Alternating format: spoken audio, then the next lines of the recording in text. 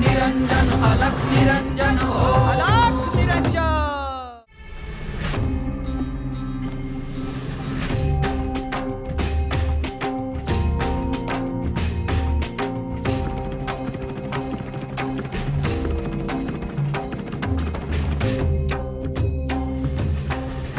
हे श्री मच्छिंद्रनाथ, स्त्री राज्यात आपले स्वागत आहे। ह्या राज्याची साम्राज्ञी मैनावती आपली प्रतीक्षा करत आहे। हा राजमार्ग सरळ राजप्रासादाकडे वळतो। तिथे राजसभेत त्यांची भेट होईल। धन्यवाद।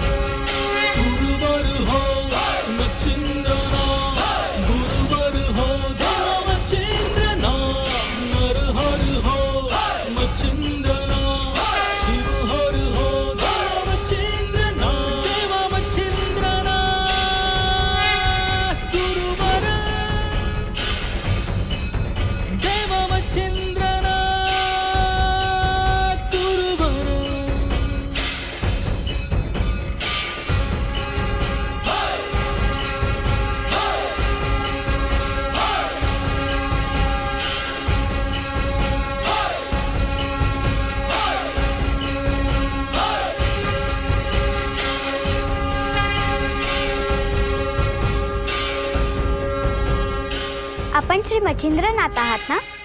होय। तुम्ही येणार हे मी अनेक दिवस ऐकत होते। म्हणजे मी येण्याची एवढी चर्चा झाली तर? होय, सगळीकडे तुमच्याच विषयी बोलत होते।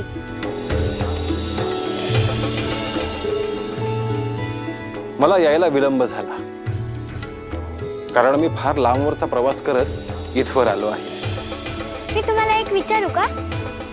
अवश्य विचार। मी या राज्यात पुरुष येणार हे इतकं ऐकत होते। तुम्हाला पाहिल्यावर मला समजलं की पुरुष म्हणजे काय। तू अजून खूप लहान आहेस बाळा। पण मी कोणाला असं पाहिलं नाहीये आजपर्यंत। स्वाभाविक आहे, कारण तू अशा ठिकाणी जन्मली आहेस, वाढली आहेस, तिथे सर्वत्र स्त्रियाच आहेत। मी तुम्हाला अजून एक विचारू का? विचार। आता तुम्ही इथेच राहणार आहात ना? होय। मग मी आता राजसभेत जाते।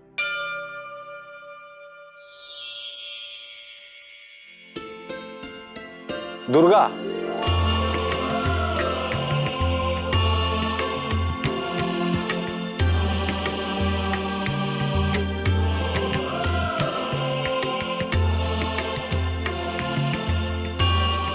तुम्हाला माझं नाव कसं ठाऊक? मला अशा अनेक गोष्टी ठाऊक आहेत, ज्या मी तुला एक एक करून सांगेन। चालेल।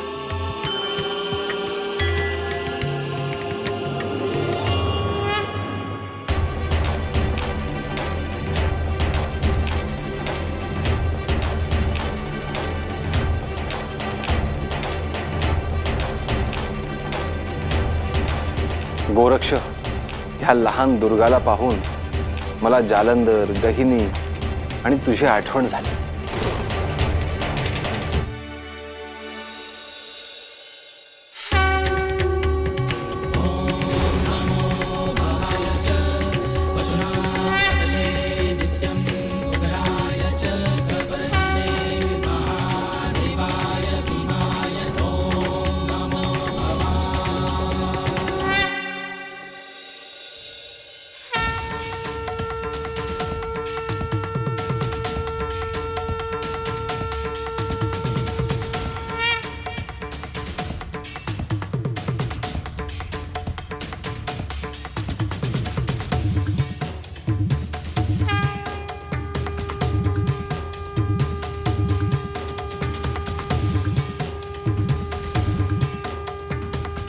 हे गुरुवर, मला असे का वाटते आहे तुम्ही माझी आठवण काढली?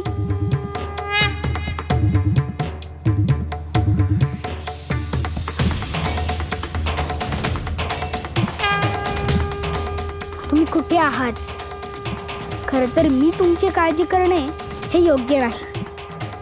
तुम्ही कुठल्याही संकट आला, कुठल्याही परिस्थितीला सामोरे जाऊ शकतात. कधी माझी साधना पूर्ण होते आहे, कधी मी तुमच्या सोबत येत आहे असे मला झाले आहे.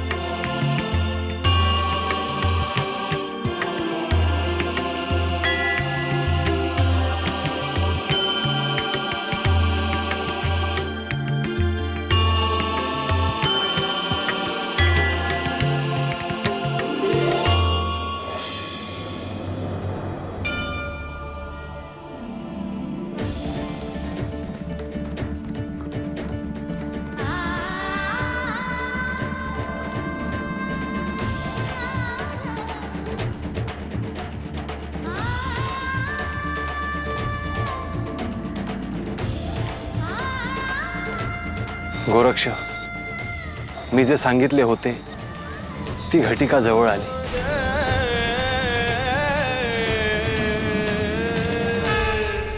मी निघतोय गोरक्ष.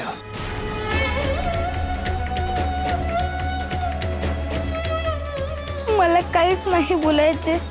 मला ठाऊक आहे तुला माझा राग आला आहे, परंतु 12 वर्षानंतर ह्या गोरक्षचा गोरक्षनाथ झालेला पाहायचा आहे मला.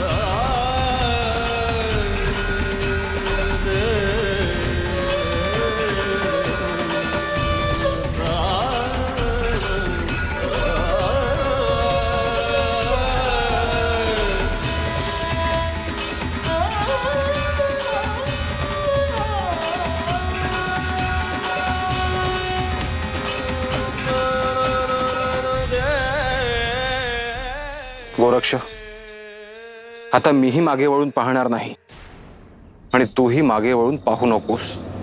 निरंजन अलख निरंजन अलख निरंजन हो अलख निरंजन अलख निरंजन अलख निरंजन हो अलख निरंजन अलख निरंजन अलख निरंजन हो अलख निरंजन.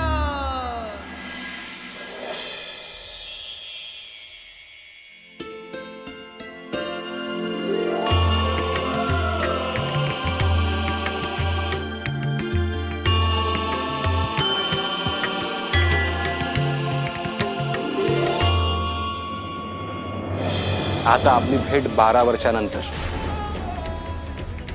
तुझी साधना झाल्यानंतरच.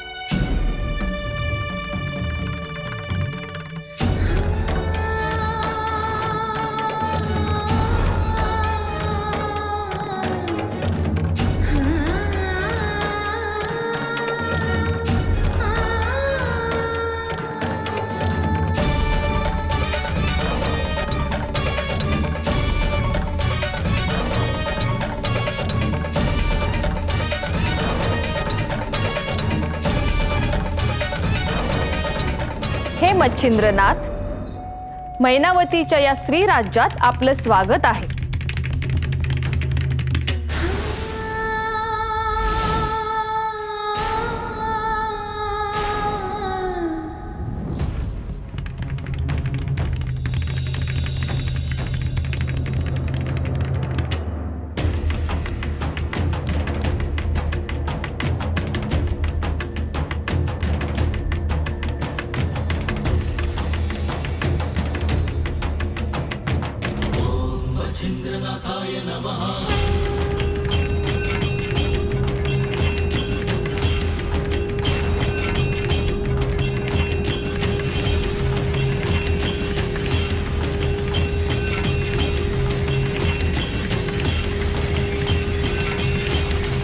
आदेश अलख निरंजन.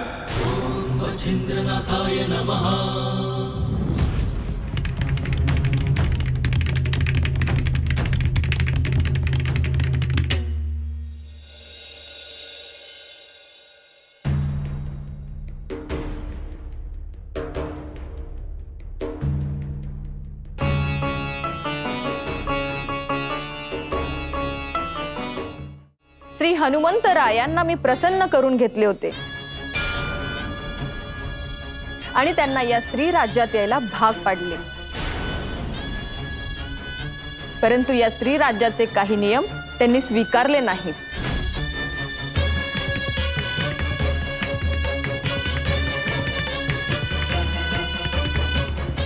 त्यांना एकाच अटीवर इथून मुक्त करण्यात आले.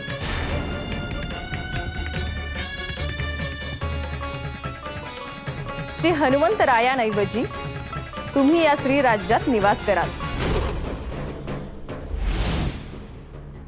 मैनावती, श्री हनुमंतरायांची मुक्तता तू नाही, मी केली आहे.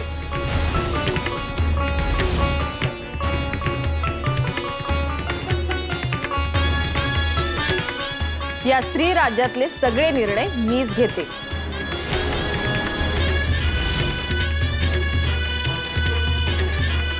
मी इथे आलो नसतो तर हनुमंतांची सुटका झाली नसती. हे मच्छिंद्रनाथ, याचा अर्थ माझ्या निर्णयाला काहीच महत्व नाही का?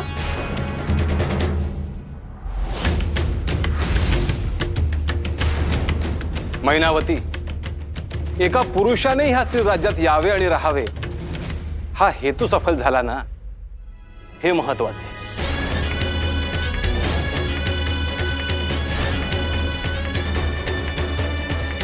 या स्त्री राज्यात केवळ एका पुरुषाने येणे अपेक्षित नव्हते.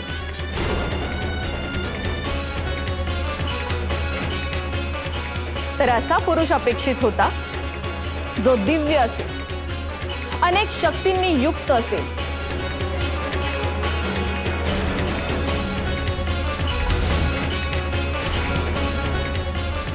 तुझ्या अपेक्षा काय आहेत हे मला ठाऊक नाही मैनावती, परंतु प्रभू श्री रामचंद्रांच्या शब्दांना मान देऊन हनुमंताऐवजी मी इथे आलो.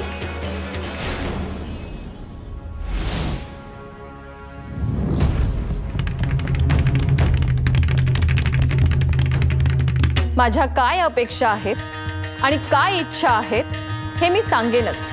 परंतु हे मच्छिंद्रनाथ, तुम्ही या स्त्री राज्यात प्रवेश केल्यानंतर या स्त्री राज्याचे मुख्य द्वार बंद करण्यात आले.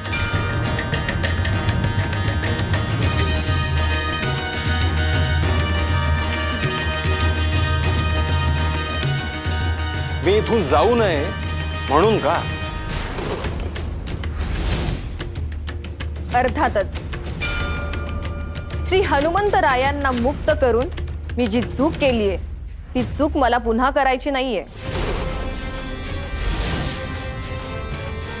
आजवर कोणीही मला अशा प्रकारे बंधन घालू शकले नाही. तुम्ही धर्म आणि सत्याचे पालन नाही करणार का?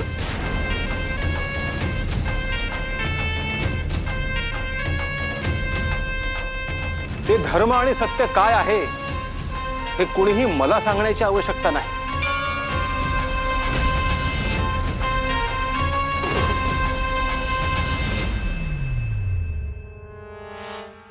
तुम्ही श्री हनुमंतरायांना शब्द दिला आहे, त्यांच्याऐवजी तुम्ही इथे याल.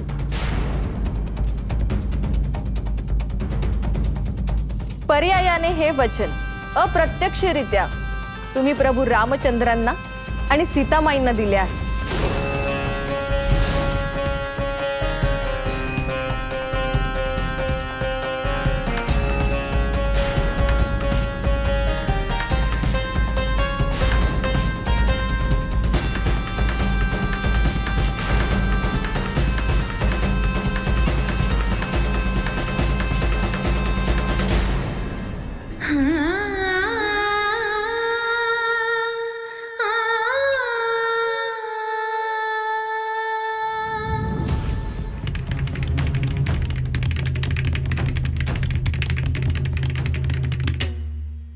मी जोपर्यंत तुम्हाला सांगत नाही तोपर्यंत तुम्ही इथून जाऊ शकत नाही.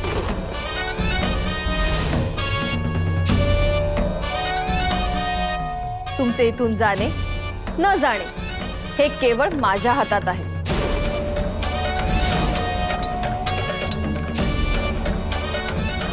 भविष्यात काय होईल हे तुलाही ठाऊक नाही मैनावती. या सगळ्यावर काळ हे एकमेव उत्तर आहे. परंतु हे मच्छिंद्रनाथ, तुम्ही आता हे स्वीकारा, या स्त्री राज्याची सम्राज्ञी मी आहे आणि इथले सगळे निर्णय मीच घेते.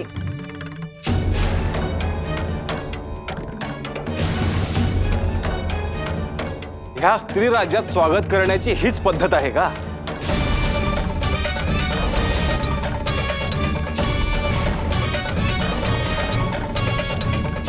हे मच्छिंद्रनाथ, तुमच्या स्वागताची पूर्वतयारी मी माझ्या कक्षेत केलेली आहे.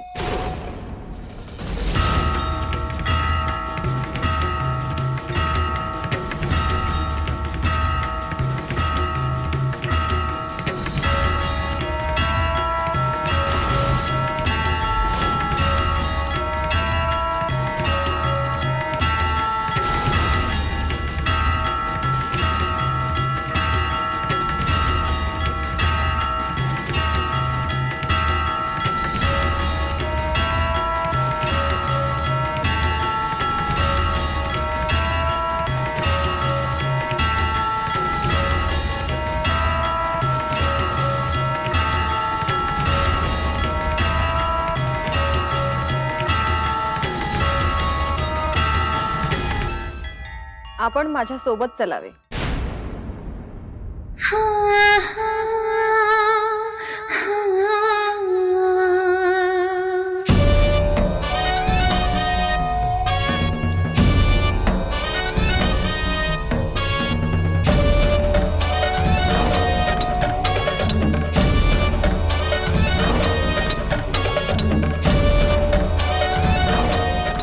हनुमंताला दिलेल्या वचनाप्रमाणे स्त्री राज्यात मी आलो आहे. परंतु ह्यानंतर मला कशाला सामोरे जावे लागणार हे दिसते आहे. परंतु एक निश्चित आहे की मी जे स्वीकारले आहे ते मला पार पाडायचे आहे. मी जी स्वप्न पाहिली होती ती पूर्ण होताना मला दिसत आहेत. मी अशा पुरुषाच्या सहवासात असणार आहे ज्याने आजवर कोणत्याही स्त्रीला स्पर्श केला नाही. श्री मच्छिंद्रनाथांना पाहून मला किती आनंद झाला आहे हे मी कसे आणि कोणाला सांगू. संपूर्ण स्त्री राज्याला कधी एकदा मी श्री नाथांना भेटवते असे झाले आहे.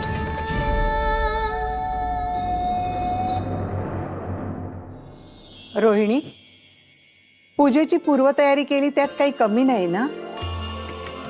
पूजेचं ताट, हार, गंध, फुलं सगळं ठेवलेलं आहे. श्रीनाथांची पूजा होणार, मग आपण का नाही जायचं तिकडे?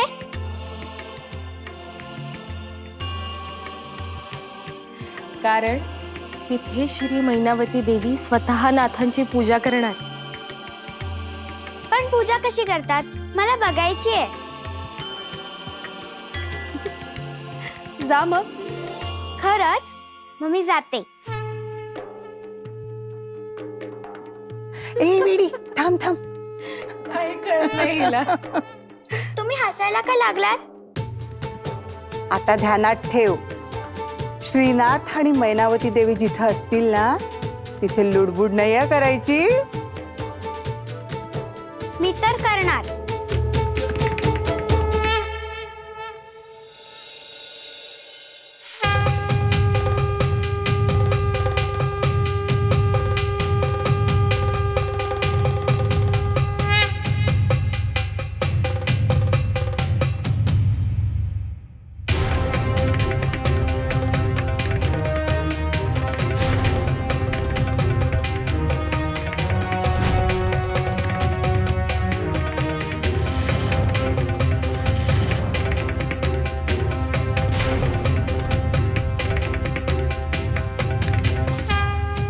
आसन ग्रहण करावे.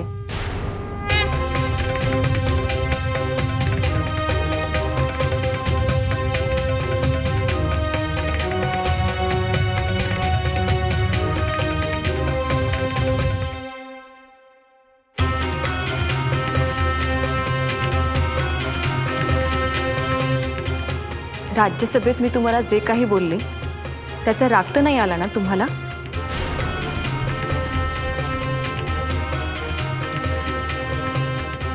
शब्द आणि बाण एकदा का सुटले की त्यानंतर त्यावर विचार करून काय उपयोग?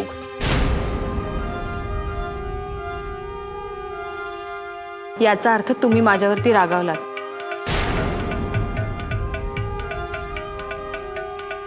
नाही मैनावती, तुझ्यावरच काय तर माझा कोणावरही राग नाही. इथपर्यंत येताना मला अनेकांशी युद्ध करावे लागले. त्यांना युद्धात मी पराभूतही केले, तरीही त्यांच्यावरही माझा राग नाही.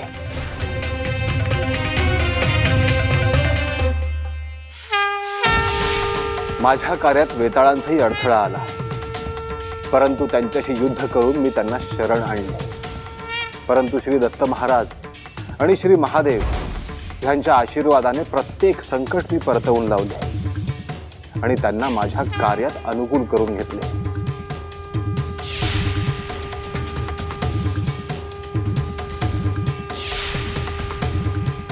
इतकंच नाही तर मला श्री महादेवांचा मानसपुत्र वीरभद्राशीही संघर्ष करावा लागला.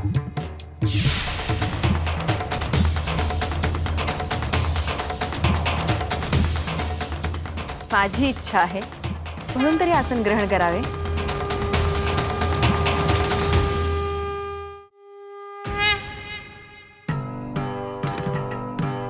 अलग निरंजन, अलग निरंजन, अलग निरंजन, हो अलग निरंजन, अलग निरंजन. मैनावती, आपण इथे कशाला आलो आहोत?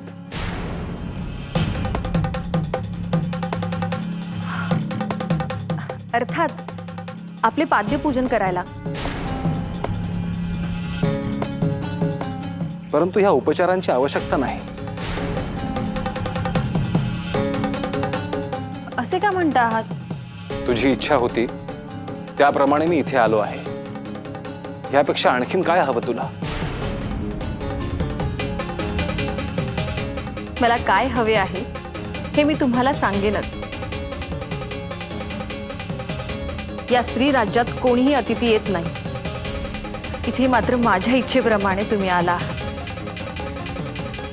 तर औपचारिकरित्या तुमचे स्वागत करणे हे माझे परम कर्तव्य आहे. बालपणी ज्या मातापित्यांनी माझे संगोपन केले त्यानंतर कोणत्याही स्त्रीचा स्पर्श मला झालेला नाही. त्यामुळे तू दुरून ओवाळलेस तरी पुष्कळ आहे.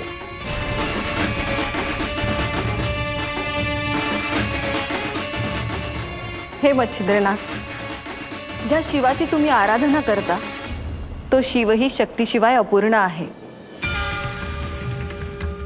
मग माझ्या स्पर्शाने असं काय पाप घडणार आहे?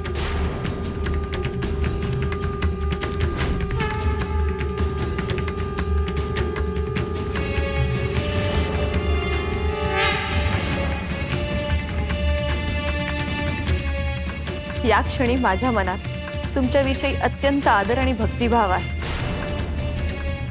त्यामुळे मी तुम्हाला प्रार्थना करते, आसन ग्रहण करावे.